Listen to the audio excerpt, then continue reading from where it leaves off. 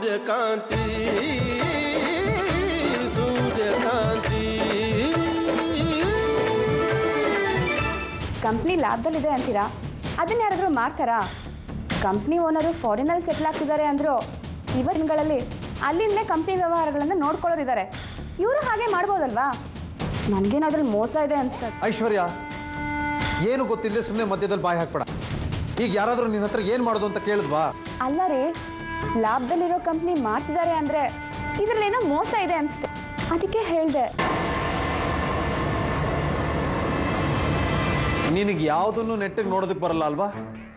ಸಾಕಳ್ಳ ಪರರ ನಂಬ ಅನ್ನೋ ಹಾಗೆ ನೀನು ಕ್ರಿಮಿನಲ್ ಆಗಿರೋದ್ರಿಂದ ನಿನಗೆ ಈ ಥರ ಅನ್ಸೋಸ್ದೇನೆ ಬಿಡು.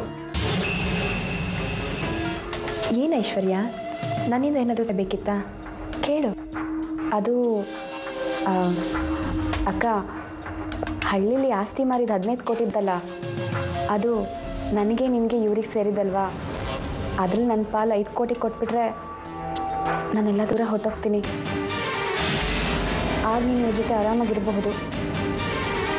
ಅದರಲ್ಲೊಳಗೆ ಒಂದು ಬಿಡಿ ಕಾಸು ಸಿಕ್ಕೋದಿಲ್ಲ ಅಂತ ಹೇಳೋಕ್ಕಾಗ್ತಿ? ಅಯ್ಯೋ, ನಾನು ಹೇಳಿದ್ದು ಯಾವ ಅರ್ಥದಲ್ಲ ಅಂದರೆ ಆ ದುಡ್ಡು ನನಗೆ ಬೇಕೇ ಬೇಕು ಅಂತ ಅಲ್ಲ ರೀ.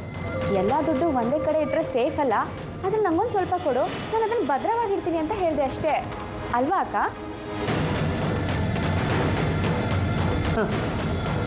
ನೀನೇನು ಅಂತ ನನಗೆ ಗೊತ್ತಿಲ್ವಾ ಐಶ್ವರ್ಯ? ನಿನಗೆ ಇನ್ನೊಂದ್ಸಲಿ ಸ್ಪಷ್ಟವಾಗಿ ಹೇಳ್ತಾ ಹೇಳು, ಆಸ್ತಿ ಹಣದಲ್ಲಿ 1 ರೂಪಾಯಿ ಕೂಡ ನೀನು ಕೇಳೋದಕ್ಕೆ ಬರಬೇಡ. ಬಂದ್ರೆ ನಾನು ಸುಮ್ಮನಿರಲ್ಲ. ಕಾಂತಿ ಬಗ್ಗೆ ಇವ್ರಿಗೆ ಕೆಟ್ಟ ಅಭಿಪ್ರಾಯ ಮೂಡೋ ಹಾಗೆ ಮಾಡು, ಆಗೆಲ್ಲ ಸರಿ ಹೋಗುತ್ತೆ. ನಿನಗಿರೋ ತಲೆ ಪೆದ್ದು ಕಾಂತಿಗಿರ್ಬೇಕಲ್ಲ. ಐಶ್ವರ್ಯ, ದೂರ ನಿಂತು ಜೇನುಗೂಡಿಗೆ ಒಂದೇ ಒಂದು ಕಲ್ಲೆಸಿ ಸಾಕು, ಆಗ ನೋಡು ಜೇನು ಹುಳಗಳು ಹೇಗೆ ಹೊರಗೆ ಬರ್ತವೆ ಅಂತ.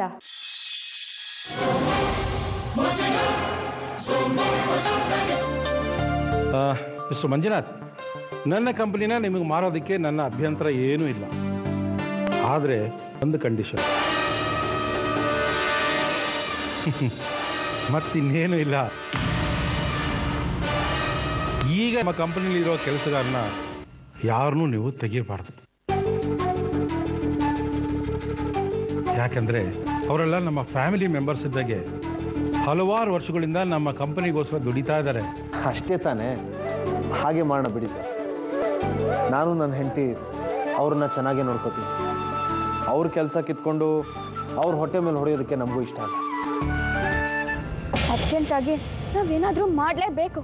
ಅಕಸ್ಮಾತ್ ಈ ಡೀಲ್ ಓಕೆ ಆಗಿ ಕಂಪ್ನಿ ಶುರು ಆಗೋದೆ ಆ ಕಾಂತಿನ ಹಿಡಿಯೋರಿಲ್ಲ ಅಂದ್ರೆ ಈ ವ್ಯವಹಾರ ಆಗಕ್ಕೆ ಬಿಡಬಾರ್ದು, ಅಷ್ಟೇ ತಾನೇ?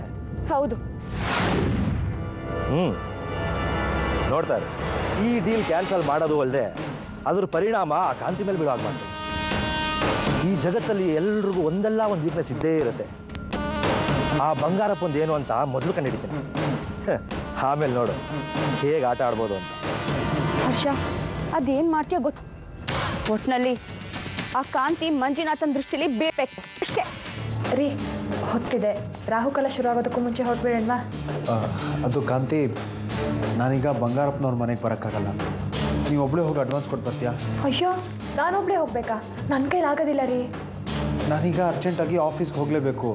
ಅದು ದೇವ್ರೆ, ಇವತ್ತು ಆಡಿಟರ್ ಬೇಗನೆ ಬರ್ತಿದ್ದಾರೆ. ಅವ್ರು ಇರುವಾಗಲೇ ಕೆಲವೊಂದು ವಿಷಯಗಳನ್ನ ಬಗೆಹರಿಸಬೇಕಾಗಿದೆ. ಅದಕ್ಕೆ ಮಂಜು ಅವ್ರ ಆಫೀಸ್ ಬರಲೇಬೇಕಾಗಿದೆ. ಇವತ್ತೊಂದಿನ ಹೇಗಾದರೂ ಮ್ಯಾನೇಜ್ ಮಾಡಿ ಪ್ಲೀಸ್. ಸರಿ, ಹಾಗಾದ್ರೆ ಒಂದು ಕೆಲಸ ಮಾಡೋಣ. ನಾವಿವತ್ತು ಹೋಗೇ ಬೇಡ. ಎಲ್ಲ ಹಣನ ರಿಜಿಸ್ಟ್ರೇಷನ್ ದಿನಾನೇ ಕೊಟ್ಟರಾಯ್ತು.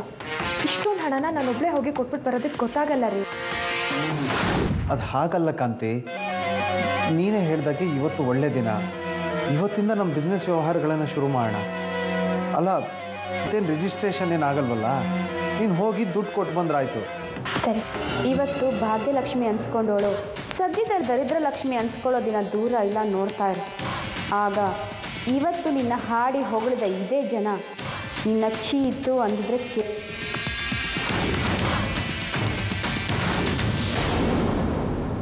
ಸೂರ್ಯಕಾಂತಿ